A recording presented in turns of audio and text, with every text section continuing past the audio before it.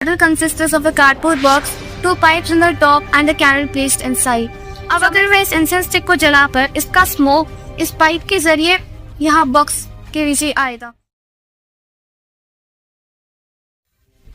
Good afternoon, this is Yamna, a student of class 7th, and today I am going to present my working model on the topic convection current, heat transfer in air. As you can see, my model consists of a cardboard box, two pipes on the top and a candle placed inside. जब मैं इस candle को जलाऊंगी अंदर की हवा गर्म हो जाएगी. गर्म हवा हल्की होकर एक पाइप से बाहर निकल जाएगी.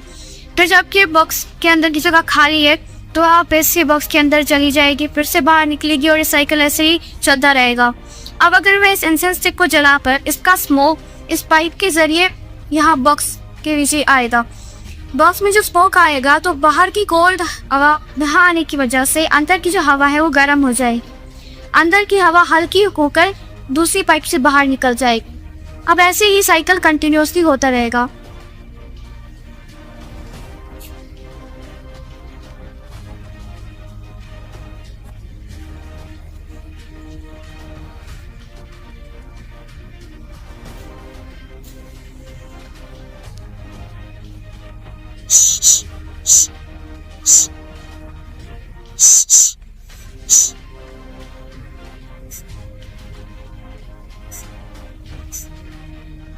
मैंने कैंडल जला दी है.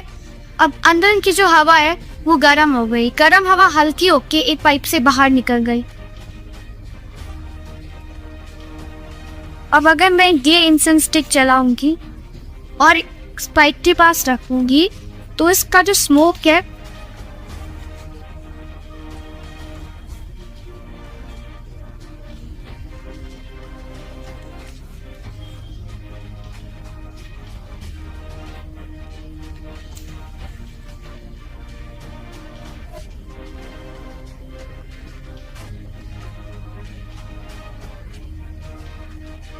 अब ये स्मोक अंदर जा रहा.